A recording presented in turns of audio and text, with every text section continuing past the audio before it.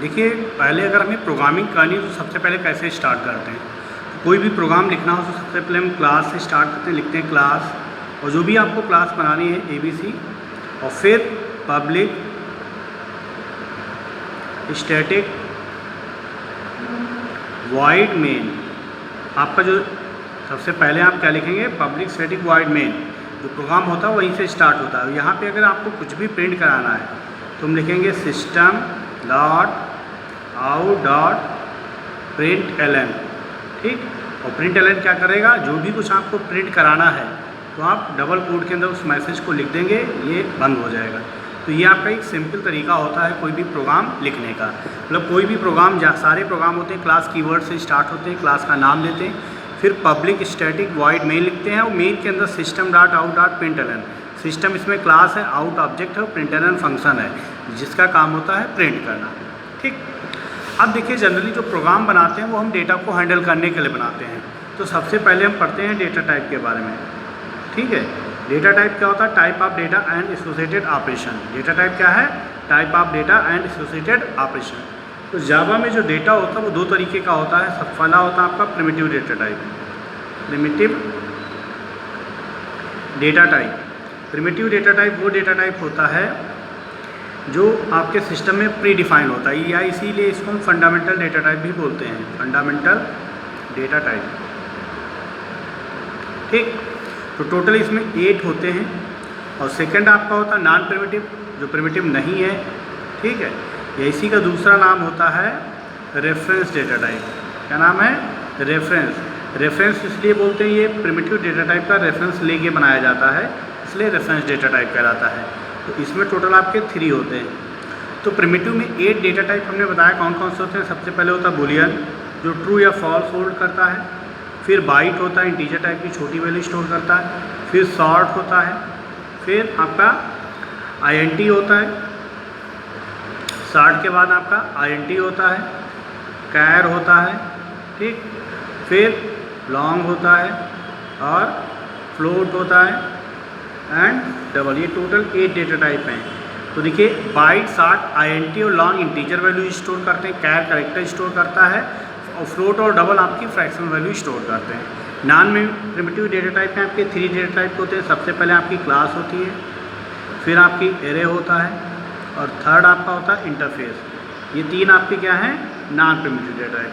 मतलब कुछ भी प्रोग्राम बनाएंगे तो डेटा को हैंडल करने के लिए जनरली प्रोग्राम बनाते हैं, तो डेटा टाइप का नॉलेज कंपलसरी है।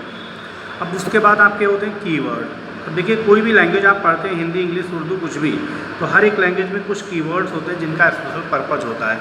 तो keywords are the reserved word which convey the special meaning for the language compiler. मतलब लैंग्वेज कंपाइलर के अंदर प्री डिफाइंड मीनिंग होती है, और जो मीनिंग डिफाइन होती है उस रिगार्डिंग वो वर्क करते हैं, जिसको हम बोलते हैं कीवर्ड। फिर आपके होते हैं टोकन। अब टोकन क्या होते हैं, token is the smallest unit of any program. मतलब कोई भी प्रोग्राम आप लिखते हो तो उसमें जो सबसे छोटी इंडिविजुअल यूनिट होती है उसको हम प्रोग्राम बोलते हैं। सपोज करिए, टोकन बोलते हैं। सपोज करिए आपने एक वेरिएबल लाइन लिखी, वेरिएबल डिक्लेरेशन की, तो INT A, B, C, यहाँ पे आपने 3 वेरिएबल डिक्लेयर किए जिनका डेटा टाइप है INT। तो INT कीवर्ड है, A वेरिएबल का नाम है, कामा सेपरेटर है, B वेरिएबल का नाम है, कामा सेपरेटर है, फिर C वेरिएबल का नाम है, फिर सेमीकोलन है, टर्मिनेटर है। तो 1 2 3 4 5 6 7 टोटल कितने टोकन हैं, 7, ठीक। मतलब कोई भी चीज़ जो इंडिविजुअली आइडेंटिफाई की जा सकती है उसको हम क्या बोलेंगे, टोकन। नेक्स्ट आपका है वेरिएबल। अब देखिए, वेरिएबल क्या होते हैं, variables are the name of memory location where the values are stored. मतलब अगर हमने यहाँ पे INT A = 10 लिखा, तो INT डेटा टाइप है, A वेरिएबल है, और 10 इंटीजर टाइप का लिटरल है। मतलब कोई भी वेरिएबल जो मेमोरी आपकी कहीं आपको कोई स्टोर करनी है तो उसके लिए आप एक वेरिएबल लेते हो जो किसी वैल्यू को होल्ड करेगा। फिर आपके होते हैं लिटरल। लिटरल क्या होते हैं, किसी भी टाइप की फिक्स वैल्यू, किसी भी टाइप की फिक्स वैल्यू। जैसे 10 है, इंटीजर टाइप का है, 1005 है, इंटीजर टाइप का, 2.5 फ्लोट या डबल टाइप का है, सिंगल कोड में करेक्टर है, प्लस सिंगल कोड में करेक्टर है, ABC डबल कोड में लिखा है तो ये स्ट्रिंग लिटरल है। या बुलियन टाइप का लिटरल जो होता है वो ट्रू और फॉल्स होता है। मतलब किसी भी टाइप की जो फिक्स वैल्यू होती है उसको हम बोलते हैं लिटरल, ठीक है। अब देखिए जैसे आपको एक सिंपल प्रोग्राम बनाना है जो 2 नंबर का सम करेगा, तो कैसे बनाते हैं? तो सबसे पहले हम क्लास बनाते हैं, ठीक। क्लास का नाम हमने दिया सम। अब क्लास नेम हमने पहली क्लासेज में बता चुके हैं, रिजर्व वर्ड नहीं होना चाहिए, हमेशा अल्फ़ाबेट से स्टार्ट होगा। फिर उसी तरह पब्लिक स्टैटिक वॉइड मेन, ठीक। मेन हो गया आपका। अब इसके बाद यहाँ पे हम क्या करेंगे, सबसे पहले क्या करेंगे, स्टार्ट करेंगे, वेरिएबल डिक्लेयर कर देंगे int a, b, c, ये वेरिएबल ले लिए। अब इसको असाइन करना है, तो a इक्वल टू हमने 10 असाइन कर दिया, और b की वैल्यू 20 असाइन कर दिया, और फिर c equal to a plus b, मतलब a और b का सम हमने c में स्टोर कर लिया, और उसके बाद प्रिंट करा दिया। प्रिंट कराने के लिए आपका क्या होता है, system dot out dot println, इससे क्या होता है, प्रिंट हो जाता है, और जो भी रिजल्ट आया है उसको प्रिंट करा देंगे। तो आपका ये सिंपल प्रोग्राम हो गया है, इस तरह से बना सकते हैं। अब इस प्रोग्राम को आप जितनी बार भी रन कराओगे तो a की वैल्यू 10 और b की वैल्यू 20 ही लेगा, मतलब हमेशा सम कितना प्रिंट करेगा, a की वैल्यू 10 है, b की वैल्यू 20 है, तो 10 + 20 30, हमेशा रिजल्ट आपका क्या आएगा 30। हम चाहते हैं कि हम रन टाइम पे टर्मिनल विंडो पे जो आपका डायलॉग बॉक्स आएगा रन कराएंगे और वहाँ पे वैल्यू दें, और उन वैल्यूज़ के लिए प्रोग्राम चले। तो हम पैरामीटर पास करते हैं मेन के अंदर, जिसको बोलते हैं आर्गूमेंट। तो देखिए कैसे बनेगा क्लास। एक हमने क्लास बना ली sum1, क्लास का नाम क्या रखा, sum1। फिर पब्लिक स्टैटिक वॉइड मेन, हमने शॉर्ट हैंड में लिखा, आप कंप्लीट लिखिएगा, और यहाँ पे आर्गूमेंट पास कर दिए int a, जो वेरिएबल हमने यहाँ डिक्लेयर किए थे उसको यहाँ असाइन कर दिया, और int b, मतलब जितने भी वेरिएबल लोगे यहाँ पे हर का सबका डेटा टाइप आपको बार बार लिखना पड़ेगा। और फिर int c इक्वल टू हमने कहा a प्लस b, तो जो सम आया वो c में आके स्टोर हो गया, और उसके बाद हमने प्रिंट करा लिया system dot out dot println, ठीक। और जो रिजल्ट आया c को उसको प्रिंट करा देंगे। तो ये क्या होगा, आपका टर्मिनल विंडो जब आप प्रोग्राम रन कराओगे वहाँ पे एक डायलॉग बॉक्स आएगा, a की वैल्यू आएगी यहाँ पे आप दोगे, और b की वैल्यू आएगी यहाँ पे दोगे, और जो वैल्यू हम इनपुट करेंगे उन वैल्यूज़ के लिए चलेगा। सपोज के लिए यहाँ पे हमने 25 दिया, यहाँ पे हमने 35 दिया, तो रिजल्ट क्या आएगा 60, ठीक है। मतलब a और b की वैल्यू रन टाइम पे एक डायलॉग बॉक्स खुल के आएगा, और जो वैल्यू हम प्रोवाइड करेंगे उन वैल्यूज़ का सम करेगा, ठीक है। तो इस तरह से भी आप प्रोग्राम बना सकते हो। अब देखिए, अगर यही प्रोग्राम आपको क्या करना है, टर्मिनल विंडो पे यूज़र से इनपुट लेना है, तो टर्मिनल विंडो पे यूज़र से इनपुट लेने के लिए सबसे पहले हमने पैकेज इंपोर्ट करना पड़ता है। तो पैकेज पहले जान लीजिए, पैकेज क्या होता है। Package is the collection of classes. जो पैकेज होता है इट इज़ कलेक्शन ऑफ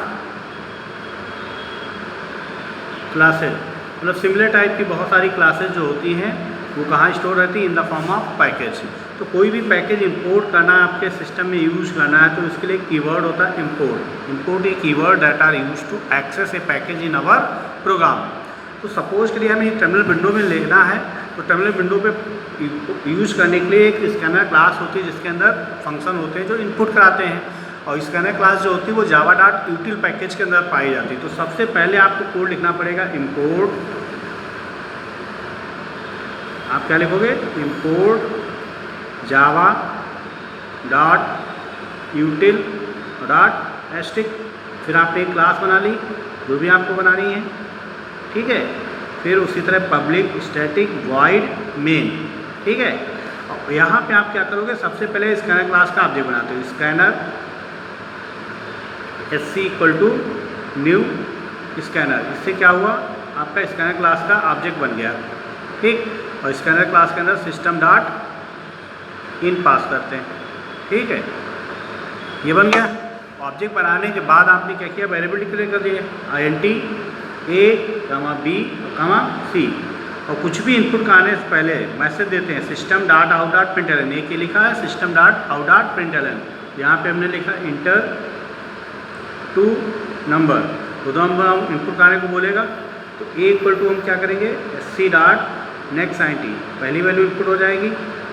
उसी तरह आपको सेकंड वैल्यू इनपुट करानी है, तो b equal to sc dot next. Scanner का ऑब्जेक्ट हमने sc बनाया तो sc यूज़ करेंगे, और नेक्स्ट int फंक्शन है आपका जो इंटीजर टाइप की वैल्यू इनपुट कराता है, ठीक।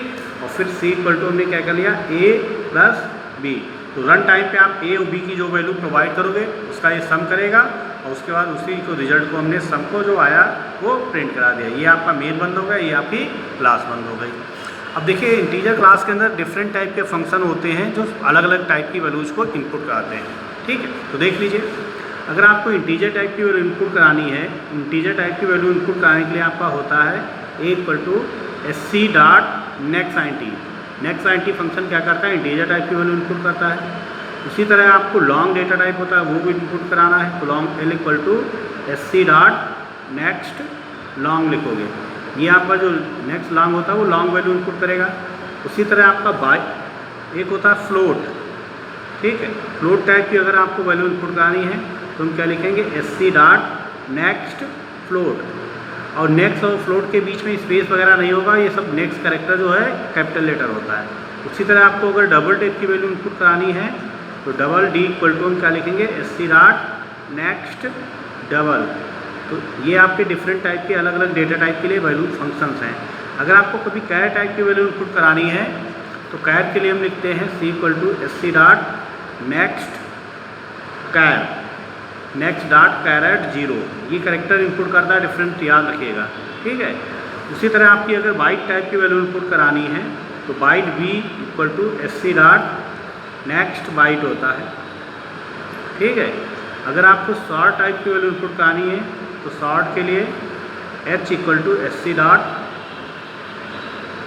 नेक्स्ट शॉर्ट आप इनपुट कराओगे, नेक्स्ट शॉर्ट। ठीक, अगर आपको बुलियन टाइप की वैल्यू इनपुट करानी है तो बुलियन के लिए आपका होता है boolean x equal to sc dot next Boolean. ठीक, ये डिफरेंट टाइप के आपके जो डेटा टाइप प्रिमिटिव हैं ये ऐसे इनपुट होते हैं। अब स्ट्रिंग में ही अगर आपको एक वर्ड इनपुट कराना है, स्ट्रिंग रेफरेंस डेटा टाइप होता है, क्लास है, अगर वर्ड आपको इनपुट कराना है तो sc डॉट नेक्स्ट होता है, इससे आपका वर्ड इनपुट होगा। अगर आपको स्ट्रिंग टाइप की एक लाइन इनपुट करानी है, ठीक, स्ट्रिंग टाइप की एक लाइन इनपुट करानी है तो लाइन के लिए होता है sc dot next line. Next से एक वर्ड इनपुट होगा और नेक्स्ट लाइन से पूरी की पूरी लाइन आपकी इनपुट हो जाएगी। तो ये डिफरेंट फंक्शंस हैं जो आप अपने प्रोग्राम में यूज करेंगे, बनाएंगे। ठीक, नेक्स्ट वीडियो में आपको डिटेल और मिल जाएगा।